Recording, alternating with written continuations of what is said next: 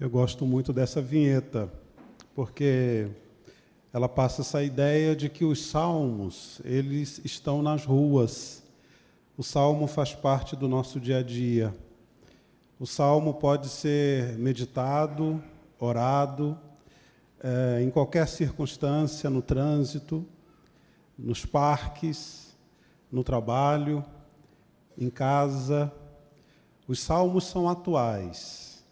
Os salmos falam de situações atuais, falam de sentimentos atuais, de angústias atuais. E nós estamos conversando aqui já há algumas semanas sobre vários salmos e sobre várias circunstâncias e vários sentimentos. Hoje vamos conversar sobre o salmo ou a oração do salmista em meio à exaustão. E quando nós falamos exaustão, nós podemos pensar nessa síndrome de burnout, que tem muito a ver com o trabalho, tem muito a ver com o estresse do trabalho, o excesso de trabalho, o excesso de correria.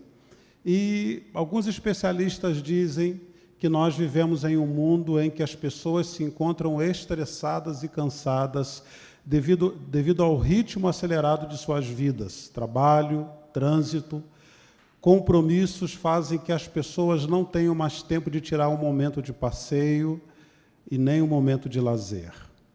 Nesse ritmo de vida, o trabalho é visto como necessário, temido, amado e odiado. Essa relação entre o homem e o labor existe desde os primórdios da humanidade, mas hoje em dia a nossa relação com o trabalho é diferente de tempos atrás. O problema existe quando a atividade profissional, que deveria ser fonte de renda, prazer e motivação, leva o indivíduo a adoecer, tornando-se, por consequência, fonte de adoecimento físico e psíquico. Uma questão relacionada ao trabalho que eu tenho percebido em conversa com algumas pessoas é que hoje em dia a gente não pode reclamar mais do trabalho, né? Antigamente a gente reclamava do trabalho. Amanhã é segunda-feira, tenho que trabalhar. Hoje em dia, por causa da crise e do desemprego, que tem alcançado números assim terríveis no nosso país, algumas pessoas falam assim: puxa, amanhã é segunda-feira, mas graças a Deus que eu tenho trabalho para ir.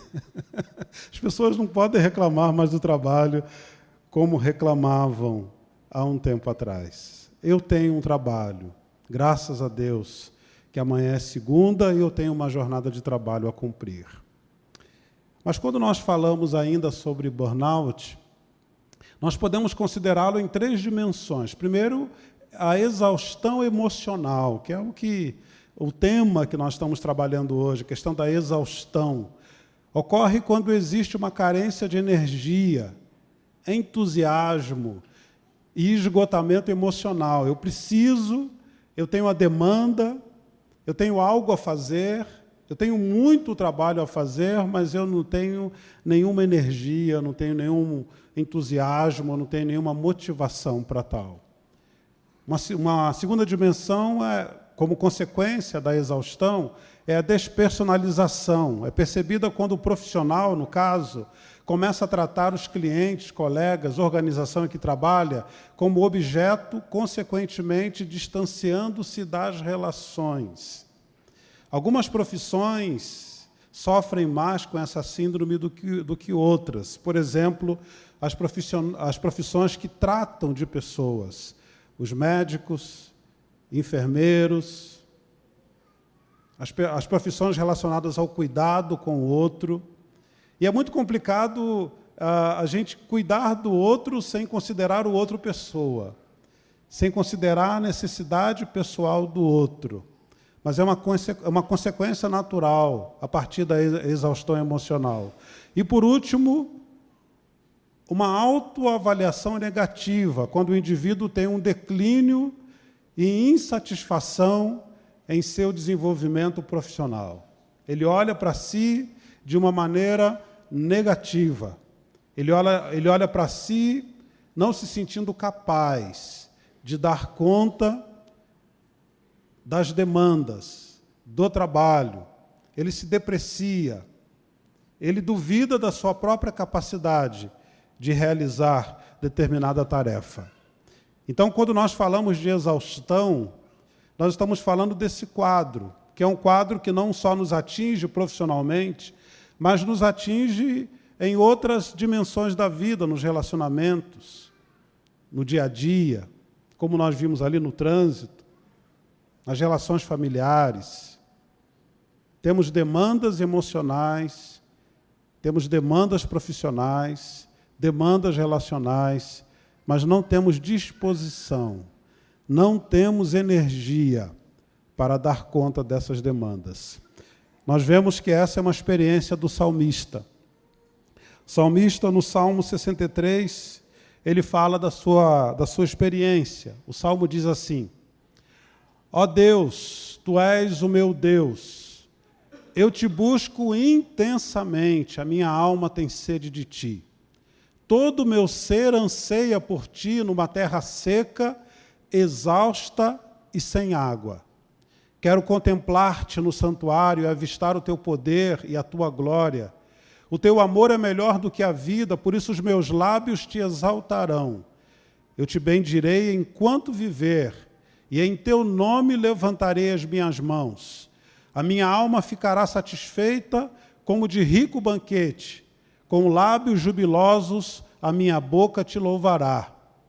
Quando me deito, lembro-me de Ti, penso em Ti durante as vigílias da noite, porque Tu és a minha ajuda, eu canto de alegria à sombra das Tuas asas. A minha alma apega-se a Ti, a Tua mão direita me sustém. Aqueles, porém, que querem matar-me serão destruídos, descerão às profundezas da terra. Serão entregues à espada e devorados por chacais. Mas o rei se alegrará em Deus. Todos os que juram pelo nome de Deus o louvarão, mas as bocas dos mentirosos serão tapadas. Qual é o contexto desse salmo? O Salmo 63. O que está acontecendo com o salmista nesse salmo? Primeiro, um perigo mortal. Ele mesmo diz: aqueles, porém, que querem matar-me. Qual é o contexto histórico desse salmo? A gente precisa voltar um pouco na história e compreender o que estava acontecendo com o rei Davi. Esse salmo é identificado como um salmo que foi escrito quando Davi estava no deserto de Judá. Por que ele estava no deserto de Judá e por que queriam matá-lo? Lá em 2 Samuel, capítulo 13, dos capítulos 13 ao capítulo 15, nos fala da experiência familiar de Davi. Davi vivia numa cultura onde era permitida a poligamia, um homem ter mais de uma esposa. Embora não fosse da vontade de Deus, isso não tivesse no coração de Deus, isso era um costume corrente entre os povos bíblicos, especialmente o povo de Israel. E era o caso de Davi. E com essas esposas, Davi teve vários filhos. Alguns dos filhos de Davi são mencionados nesse contexto histórico. Primeiro é mencionado Amon. Amon tinha uma meia-irmã chamada Tamar. Acontece uma tragédia relacionando Amon e Tamar. Amon simplesmente se apaixona pela sua meia-irmã. E ele quer muito conquistá-la. Ele quer muito a atenção. Na verdade, ele quer se relacionar sexualmente com a sua meia-irmã. É uma tragédia que acontece na família de Davi. Para isso, ele cria um estratagema. Ele cria uma isca e ele atrai Tamar para a sua casa.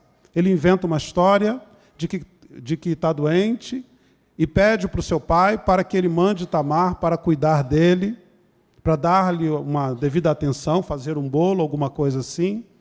Davi então pede para que Tamar vá à casa de Amon. E quando Tamar chega e começa a cuidar do seu irmão, supostamente doente, o texto bíblico fala que Amon, ele agarra a sua irmã, ele estupra a sua irmã, e para piorar a situação, ele sente nojo da sua irmã e ele expulsa a sua irmã, depois de usá-la, expulsa a sua irmã da sua casa. Davi sabe dessa história, mas infelizmente não toma uma atitude. Ele simplesmente fica passivo diante dessa história. Aí surge uma outra figura nessa história, que é Absalão. Absalão é irmão de Tamar e também meio-irmão de Amon. Absalão sabe desse estupro, leva a sua irmã para sua casa e fica esperando uma posição do seu pai. 2 anos e não acontece nada. Aí Absalão resolve se vingar da sua irmã, para que a tragédia familiar de Davi aumente um pouco mais. Ele então cria um outro estratagema. Ele resolve fazer um almoço, um jantar, ou uma festa qualquer na sua casa, e resolve convidar todos os seus irmãos e meio-irmãos, e pede para que Davi libere a todos, para que todos compareçam à sua casa. E mesmo desconfiado, Davi libera os seus filhos, todos os seus filhos, para ir à casa de Absalão. Absalão orienta os seus homens, os seus soldados, para que a certa altura eles matassem Amon, vingando assim o sangue e a honra da sua irmã. E de fato isso acontece. A certa altura do jantar, Absalão, aliás, autoriza o assassinato do seu irmão e ele é assassinado ali na sua própria casa. Os outros irmãos fogem e Davi, então, fica desesperado com essa situação, com essa outra tragédia que acontece na sua família. Absalão, temendo a ira do seu pai, ele foge para um outro país. E fica lá, fugitivo e desterrado, por 3 anos. 3 anos ele não viu a face do seu pai. Ele ficou isolado, afastado, temendo a vingança do seu pai. Depois de algum tempo, por mediação de Joabe, Davi manda chamar de volta o seu filho Absalão. Absalão volta para Jerusalém. Davi o recebe, mas o manda para casa. E aí Davi fica mais 2 anos sem falar nada com Absalão. Absolutamente nada. Absalão fica inconformado com essa situação e manda chamar Joabe. Parece que a relação entre Davi e os seus filhos era sempre através dos outros. Davi não tinha uma relação direta com seus filhos. Davi não conversava, Davi não tratava, Davi não interferia nem no positivo nem no negativo em relação aos seus filhos. Era uma relação sempre mediada pelo outro. 2 anos se passaram. Joabe então pede para que Davi convoque o seu filho Absalão à sua presença. E o encontro de Davi e Absalão é um encontro assim constrangedor até, protocolar. Davi recebe Absalão na sala do trono, não é o pai, parece que é o rei, né? Recebe Absalão na sala do trono. Absalão beija Davi protocolarmente, não há afeto, não há carinho. Beija Davi, ele se retira dali. E o que acontece a partir disso é que Absalão, ele decide usurpar o trono do seu pai. Ele decide ocupar a cadeira do seu pai. E aí o que acontece é que Absalão fica diariamente na porta do palácio, E as pessoas entravam e saíam, e Davi julgava a causa das pessoas, e Absalão sempre falava às pessoas, e aí, Davi resolveu seu problema? Se eu fosse rei em Israel, eu resolveria. E aí, então, Absalão cria toda uma situação, toda uma cena, para ocupar o trono de Davi, e consegue ocupar o trono de Davi. E quando ele ocupa o trono de Davi, Davi se vê obrigado a fugir de Jerusalém e a ir para o deserto de Judá. Me chama muito a atenção essa história, e olhando para essa história, me chama muito a atenção olhar para o Salmo, porque o Salmo fala de um homem que ora a Deus, de um homem que louva a Deus, de um homem que adora a Deus.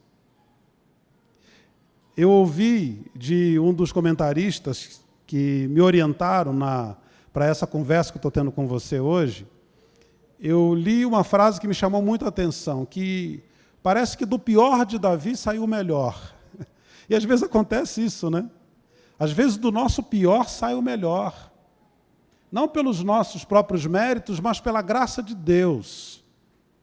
Porque a Bíblia fala da história de homens e mulheres que não são, algumas vezes, virtuosos.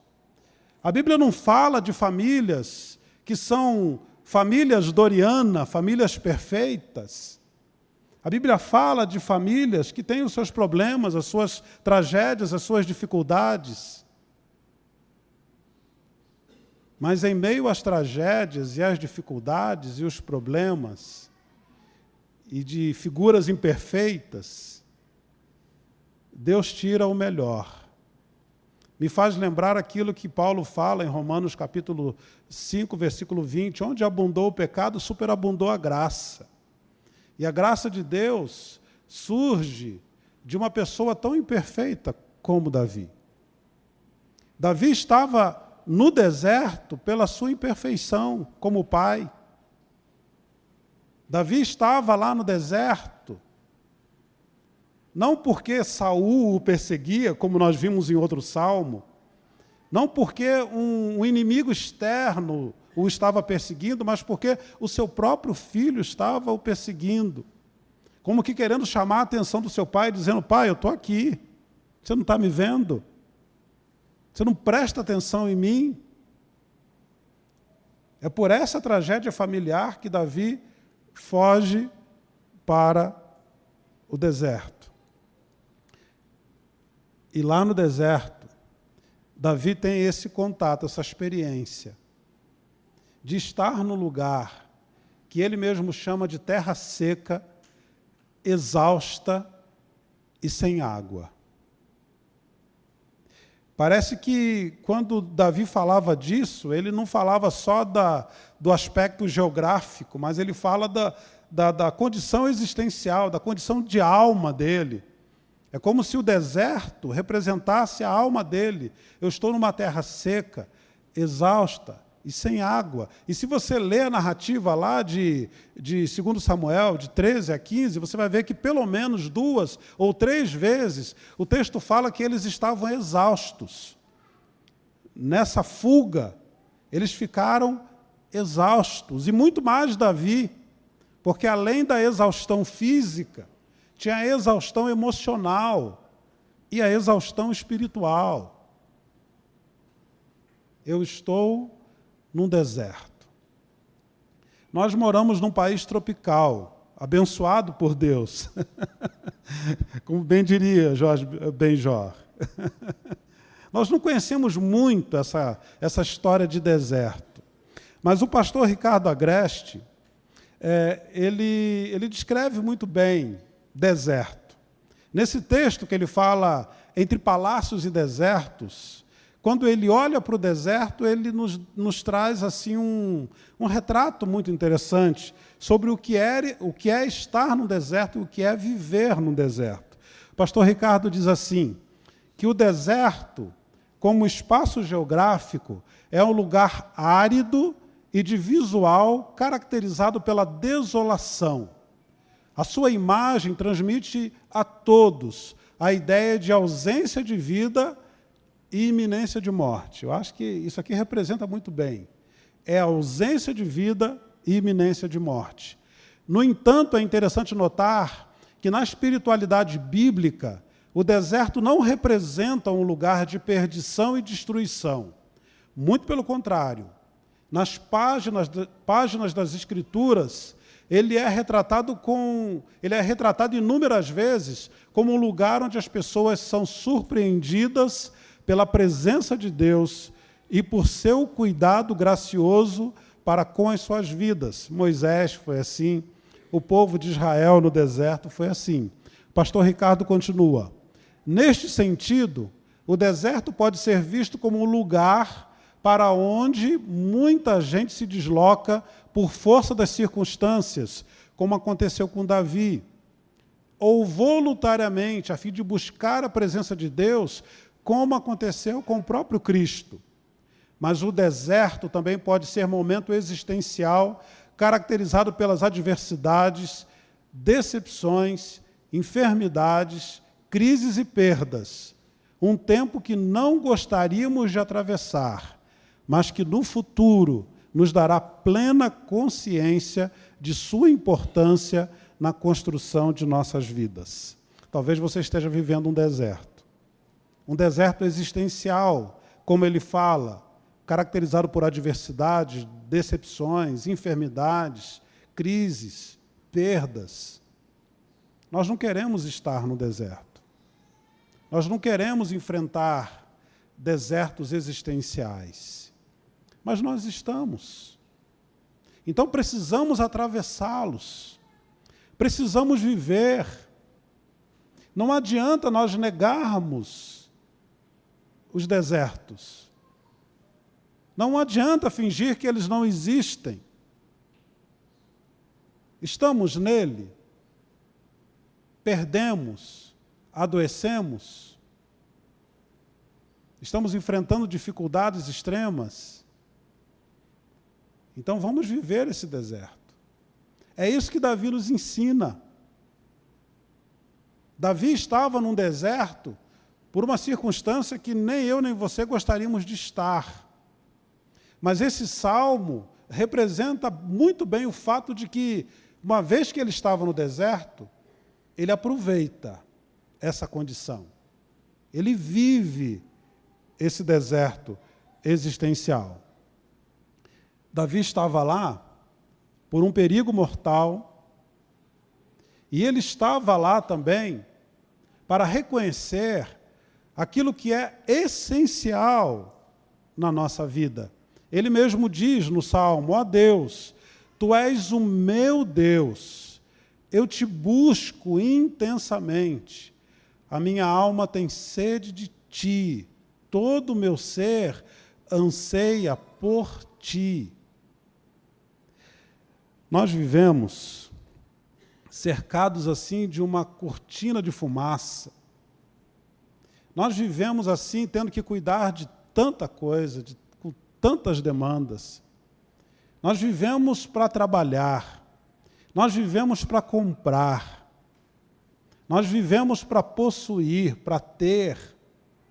Nós vivemos para mostrar para os outros aquilo que nós não somos. Para colocar máscaras e tirar máscaras, e depois colocá-las. Nós perdemos, por conta de tudo isso, a essência das coisas. Para que nós estamos aqui? Para que nós vivemos? Por que nós vivemos? Por que fomos colocados aqui em Sorocaba, dentro dessa família que nós somos e temos? Qual será o sentido da nossa vida? Essa é uma pergunta assim, muito simples, mas ao mesmo tempo muito complicada de responder. Porque quando nós olhamos para a nossa forma de viver, parece que nós vivemos apenas ou para trabalhar ou para nos divertir. Será que é esse o sentido da vida? Será que essa é a ideia? O deserto dá para Davi essa essência. Ele então descobre que se ele precisa buscar algo na vida ou alguém na vida, é Deus. E olha que Davi tinha muitas distrações. Davi era rei, Davi era rico, Davi era poderoso, Davi morava num palácio, tinha muitas esposas, tinha um exército, era uma pessoa muito talentosa. Facilmente ele se perderia com tantas distrações. E é no deserto que ele fala: eu preciso buscar intensamente a Deus. Se a minha alma tem sede de algo ou de alguém, é de Deus. Se alguém pode me saciar de verdade, é Deus. Eu fico olhando as redes sociais, e eu gosto de olhar redes sociais. Eu estou em quase todas. Eu olho, eu vejo. E às vezes as pessoas me passam a impressão de que elas estão com sede. E elas buscam saciar essa sede de tantas maneiras e de tantas formas. E parece que elas estão sempre com sede. Parece que elas são insaciáveis. Talvez elas não sejam insaciáveis. Talvez aquilo que elas buscam saciar a sede não está saciando. Talvez a diversão, o trabalho, possuir coisas, ter aparência para os outros, talvez essas coisas não dão essa sensação de saciedade. E por isso elas buscam de novo, e mais, e cada vez mais. Davi chegou a uma conclusão: Senhor, eu te busco intensamente. A minha alma tem sede de ti. Tem uma experiência na Bíblia que eu gosto muito, que é a experiência de Jacó. Eu sinto que Jacó é um homem do século 21. Eu sinto que Jacó é um homem muito parecido conosco, porque ele vive também numa cortina de fumaça. Ele vive carregado de coisas, de objetos, de posses, de mulheres, de filhos, de demandas e tantas coisas. Jacó vive passando para os outros a impressão de que ele é alguma coisa que de fato ele não é. Ele quer passar sempre uma imagem diferente daquilo que de verdade ele é. E aí Jacó chega num momento da vida que ele precisa deixar passar tudo. E é exatamente isso que esse texto, quando ele está sozinho no deserto, né, num deserto existencial, no Vale do Jacó, no Vale do Jaboque, aliás, nesse momento ele faz passar tudo o que possuía. Ele ficou sozinho, ele tirou as máscaras, ele tirou a fantasia, ele tirou toda a impressão que as pessoas tinham dele. E ele se desnudou na presença de Deus. O deserto tem essa utilidade. No deserto você é você. No deserto você não é a pessoa mais bonita ou mais inteligente. Você não é a pessoa mais rica no deserto. Você não é o mais capaz no deserto. Você não é o mais poderoso no deserto. No deserto você é você. Aí você se desnuda na presença de Deus. O sábio Salomão fala: eu prefiro muito mais estar numa casa onde há luto do que numa casa onde há festa. Porque numa casa onde há luto, você sabe o fim de todos os homens. E numa casa onde há luto, nós somos nós de verdade.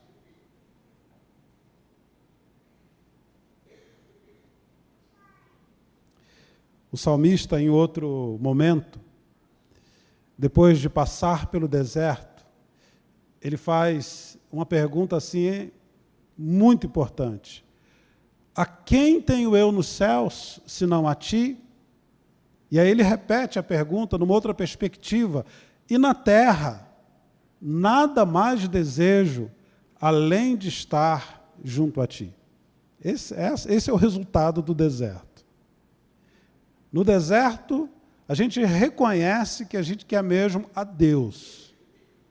No deserto, a gente reconhece que nós só temos de verdade a Deus. Você só tem a Deus.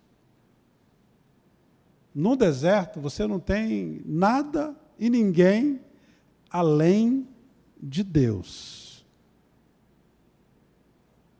Se você ainda lança a mão de recursos e de habilidades, é porque você não chegou de verdade no deserto. Porque num deserto, a gente olha para o lado, olha para cima, olha para baixo e fala, eu só tenho a Deus. Então o deserto é o lugar necessário para a gente descobrir de verdade do que a gente precisa. E para a gente descobrir de verdade o que a gente tem de verdade a Deus. Olha para o céu, olha para a terra, você só tem a Deus. Ok, estamos no deserto e temos que viver o deserto. O salmista vive o deserto orando. Esse salmo é chamado de um salmo intimista. Interessante, essa expressão é muito comum em música, né? Fulano de tal gravou um CD intimista, né? Ele compôs músicas intimistas. Mas esse salmo, diferentemente disso, ele é uma oração assim intimista, é uma oração do salmista, é uma oração da alma do salmista, é uma oração do coração do salmista. Não é uma oração congregacional, não é uma oração em que todas as pessoas oravam juntas, mas era um momento de recolhimento. Era um momento onde o salmista falava da sua alma diante do seu Deus. E nessa oração, em meio à exaustão, o salmista resolve focalizar em Deus. Nesse momento ele não focaliza mais no deserto. Nesse momento ele não focaliza mais na sua fragilidade, na sua dor, na sua angústia, nos seus problemas. Nesse momento ele resolve olhar para Deus. E ele diz, Senhor, eu quero contemplar-te no santuário e avistar o teu poder e a tua glória. Na exaustão, no esgotamento espiritual, no esgotamento existencial, olhe para Deus, olhe para o Senhor, olhe para Deus que está ao seu lado, olhe para Deus que cuida de você na sua angústia, no seu sofrimento, que não te desampara, que não desamparou Davi, apesar das fragilidades de Davi, apesar dos pecados de Davi, apesar das omissões de Davi, o Senhor se permitiu, ou permitiu ser olhado por Davi e ser encontrado por Davi. O Senhor mesmo faz esse movimento de busca e de encontro. É muito importante, nesses momentos, nós olharmos para Deus, e para o amor de Deus, e para a graça de Deus, e para a suficiência de Deus. Porque se nós olharmos apenas para o nosso problema, apenas para a nossa dificuldade, apenas para as nossas faltas, aí vai ser um ciclo de culpa sem fim.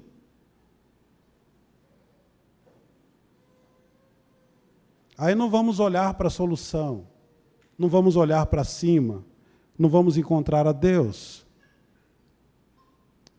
Em meio à exaustão, o salmista ora focalizando em Deus.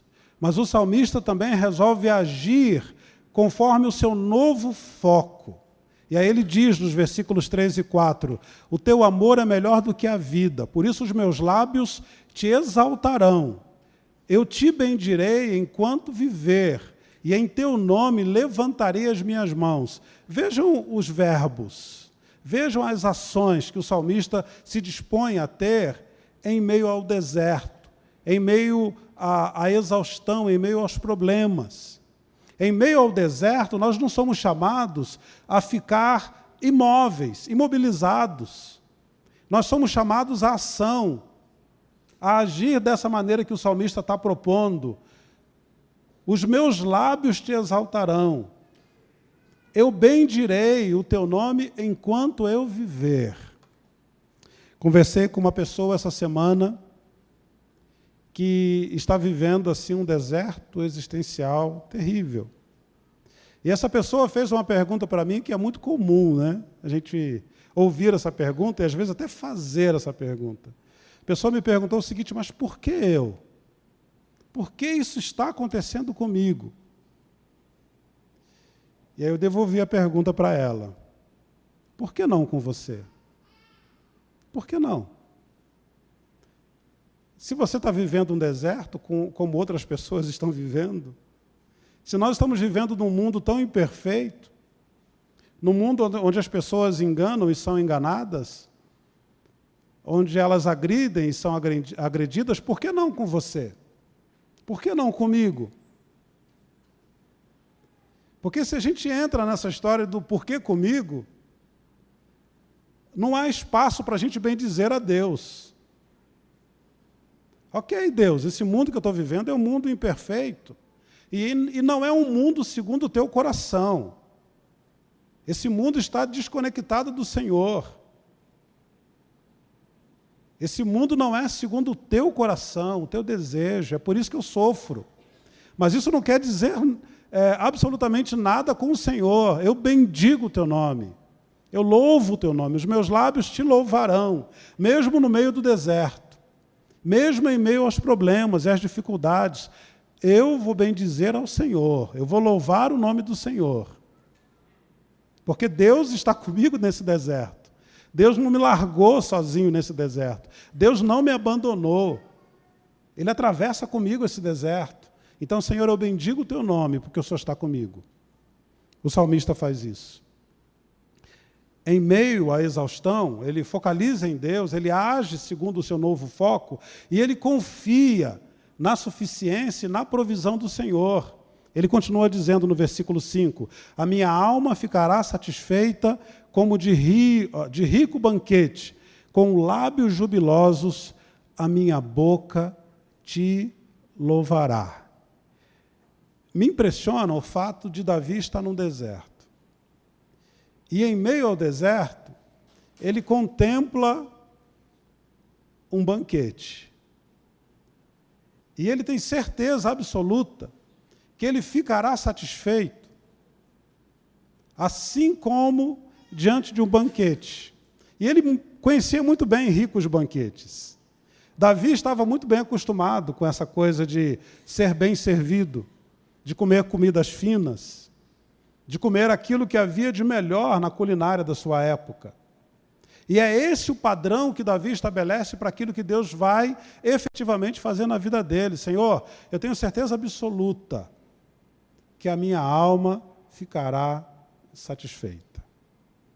Coisa boa é quando a gente chega com fome, diante de uma mesa posta e de uma comida saborosa. Aí nós comemos com gosto, e aí depois de comer, nós falamos, que delícia. Não só porque saciou a nossa fome, mas porque realmente estava uma delícia. É dessa maneira que o salmista compreende a ação do Senhor, a provisão do Senhor. Depois que o Senhor fizer, Deus, aquilo que o Senhor efetivamente vai fazer, a minha alma ficará satisfeita. Lá no Evangelho fala de quando Jesus é tentado. Ele é tentado e fica no deserto 40 dias. E depois desses 40 dias de deserto, seguido de tentação, a Bíblia fala que os anjos vieram e serviram a Jesus, e alimentaram Jesus, e cuidaram de Jesus. Esse é o padrão de Deus. É dessa maneira que Deus lida com a gente, no meio do deserto e depois do deserto. Senhor, eu oro confiando na suficiência da provisão do Senhor. A minha alma é como terra exausta e seca, agora. Mas, Senhor, eu creio que o Senhor vai me satisfazer, o Senhor vai me saciar. Muito bem, o salmista ora em meio à exaustão. Mas quais garantias o salmista tem? A gente gosta muito de lidar com esse negócio de garantia, né? Mas que garantia eu tenho que esse negócio vai dar certo? De que, em meio à exaustão, eu ore dessa maneira, focalizando em Deus, confiando na provisão dEle, agindo conforme o meu novo foco, mas que garantias eu tenho de que no meio desse deserto que eu estou vivendo, se eu agir dessa maneira, isso vai efetivamente dar certo? Binho, que garantias você me dá? E aí eu devolvo a pergunta para Davi. E aí, olhando para o Salmo, nós percebemos que, em primeiro lugar, a garantia são as experiências do passado. Davi é alguém que já conhecia Deus. É alguém que já tinha uma convivência com Deus. É alguém que já tinha experiências com Deus.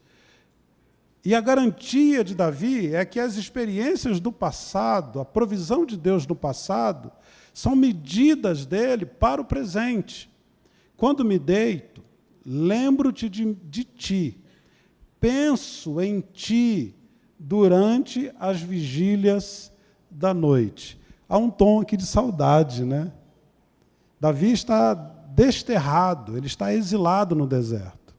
Ele está longe da Arca da Aliança, do tabernáculo.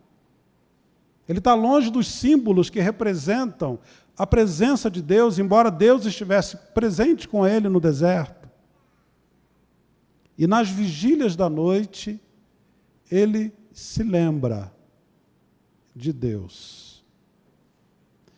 A pior coisa é a gente perder sono por preocupação, né? Eu sei que essa é a experiência de muitos de nós, para não dizer, creio que praticamente todos nós aqui, à exceção aos pequenos que estão nos colos aqui, as crianças.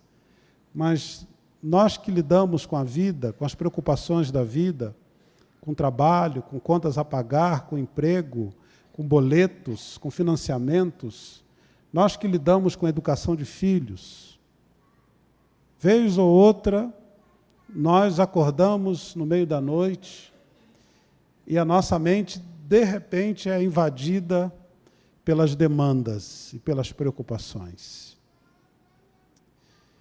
Nessa hora, na experiência de Davi, ele se lembra de Deus.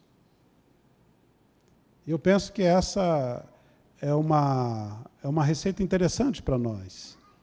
Mas, ao mesmo tempo, é uma garantia de que Deus vai fazer.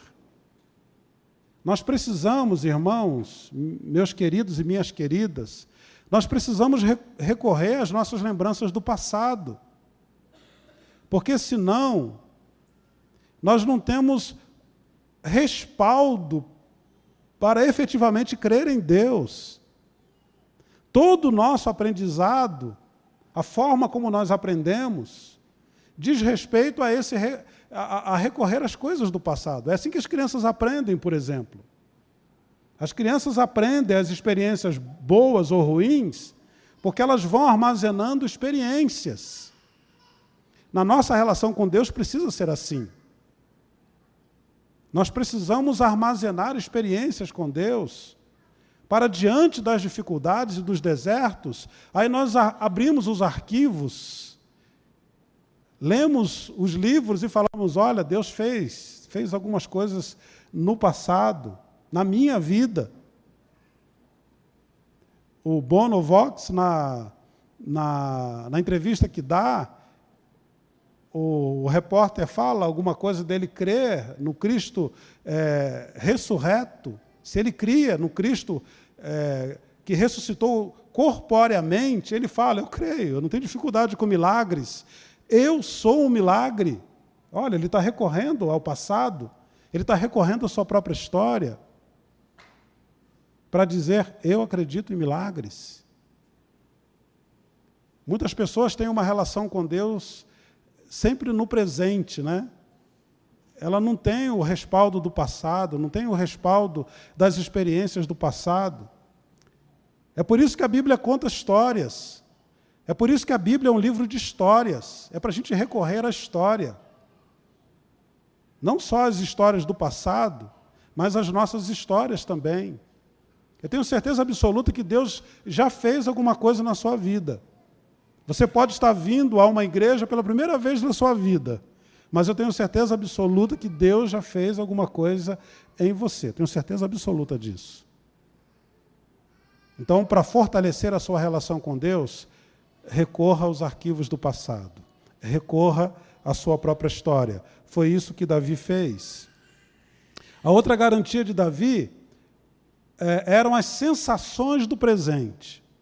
Ele diz, porque és a minha ajuda, eu canto de alegria às sombras das tuas asas. Veja, o verbo muda aqui de figura. Ele estava falando de louvarei, cantarei. Agora ele fala, eu canto de alegria, presente. Um outro detalhe muito interessante desse salmo é que esse salmo é um salmo sensorial. É um salmo onde o salmista ele recorre a vários sentidos, a vários dos seus sentidos. É um salmo em que o salmista experimenta uma espiritualidade de corpo e alma. Geralmente nós falamos de espiritualidade, sensações subjetivas, sensações espirituais, imateriais, mas essa não é a experiência do salmista. O salmista tem uma espiritualidade concreta.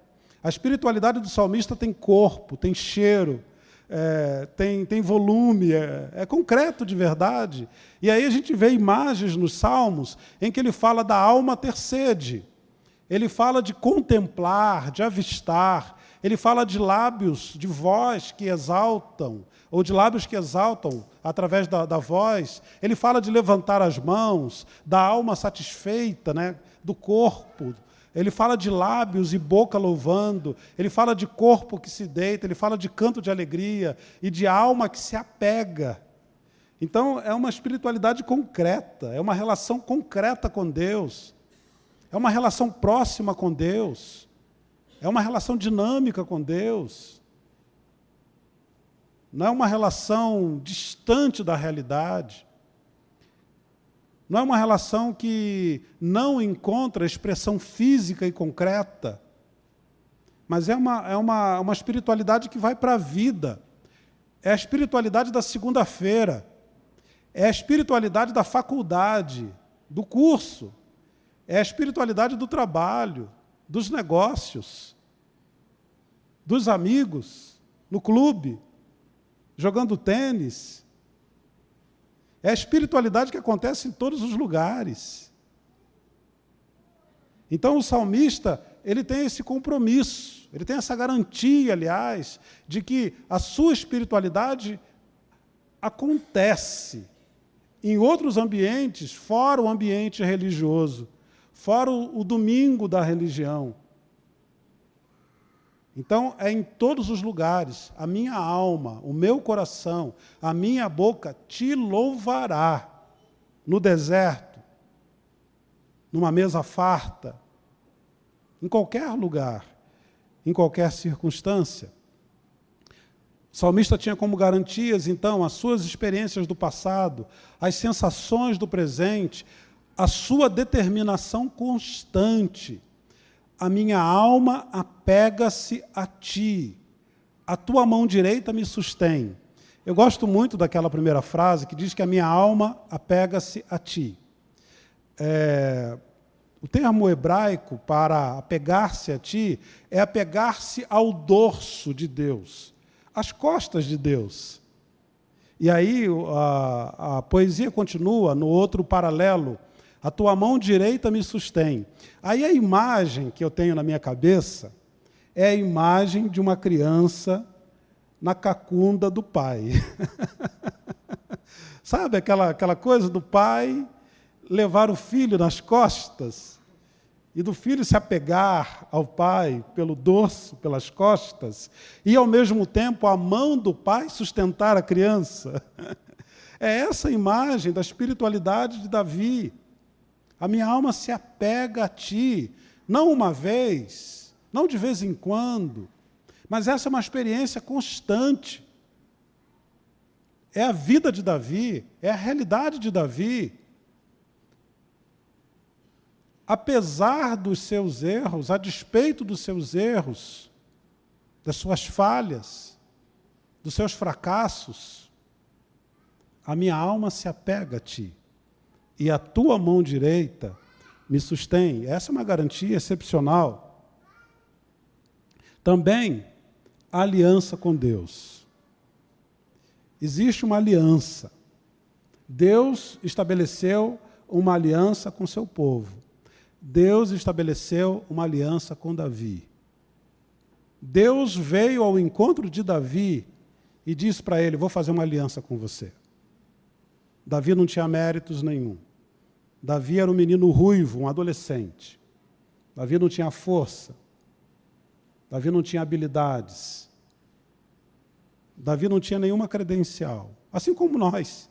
Assim como eu e você. Que credencial nós temos? Mas Deus veio ao nosso encontro e diz: eu vou estabelecer uma aliança de amor com você. É por isso que o salmista fala: mas o rei, Davi era rei por causa da aliança. O rei se alegrará em Deus. Todos os que juram pelo nome de Deus o louvarão. O rei. O que aconteceu com os inimigos do salmista? O salmo fala de vários inimigos. O que aconteceu com esses inimigos? Bem, a exaustão do deserto dá lugar a um banquete farto. O distanciamento, o fato de Davi estar desterrado, dá lugar ao acolhimento de Deus. O perigo mortal, Davi estava ameaçado de morte, dá lugar à segurança e proteção do Senhor. A espada dos inimigos se voltam contra eles mesmos. As bocas dos mentirosos são tapadas. O apóstolo Paulo, em Romanos capítulo 8, versículo 35, faz um paralelo com esse salmo que eu acho excepcional. E tudo a partir de Cristo, e tudo através de Cristo. O texto fala assim: quem nos separará do amor de Cristo? Será a tribulação, a angústia, a perseguição, a fome, a nudez, o perigo, a espada? Como está escrito: por amor de ti enfrentamos a morte todos os dias. Somos considerados como ovelhas destinadas ao matadouro, mas em todas essas coisas somos mais que vencedores, por meio daquele que nos amou. Pois eu estou convencido de que nem morte, nem vida, nem anjos, nem demônios, nem presente, nem futuro, nem quaisquer poderes, nem altura, nem profundidade, nem qualquer outra coisa da criação será capaz de nos separar do amor de Deus que está em Cristo Jesus, o nosso Senhor. Todas as promessas bíblicas são condicionadas. Não existe nenhuma promessa absoluta. Todas as promessas são condicionadas. O texto termina dizendo que nada será capaz de nos separar do amor de Deus que está em Cristo Jesus, o nosso Senhor. Então, se você estiver em Cristo Jesus, o nosso Senhor, se você firmar com Ele a aliança que Ele vem fazer com você, então Ele te garante essa companhia através dos seus desertos existenciais. Nada é capaz de te separar do amor de Deus que está em Cristo Jesus, o nosso Senhor. Meus queridos e queridas, como tirar proveito da nossa estada no deserto? Alguns de nós estão no deserto. Alguns já atravessaram. Não sabemos bem sobre o futuro, talvez alguns de nós enfrentarão nos próximos dias algum deserto. Então, como aproveitar a nossa estada lá? Em primeiro lugar, Deixa passar tudo e fica só com o essencial. Deixa passar tudo, máscaras. Deixa passar tudo. Deixa passar tudo como Jacó fez. Fica sozinho com Deus. Fica sozinho com Ele. Tire o foco da sua fragilidade e finitude e mire naquele cuja graça e cujo amor é melhor do que a vida. O amor de Deus, a graça de Deus, é melhor do que a vida. Viva a vida dessa maneira. Deus, a tua graça é melhor que a vida. Então, vou viver da tua graça e do teu amor. E também, confie principalmente no Senhor, que fez uma aliança de amor contigo. E Ele mesmo tem um compromisso de sustentar essa aliança. Então, confie principalmente no Senhor e na graça dEle. Vamos orar? Deixa eu orar por você. Senhor, eu quero entregar os meus queridos nas tuas mãos. Quero pedir que o Senhor abençoe, ó Deus, a vida de todos que estão aqui. O Senhor sabe da história de cada um, do momento de cada um, dos desertos existenciais, ó Deus, de cada um. O Senhor sabe de tudo, Pai. Então nós pedimos que o Senhor nos abençoe, nos ajude através destes desertos. Põe a tua mão sobre os teus filhos, sobre as tuas filhas. Nós oramos, ó Pai, em nome de Jesus. Amém.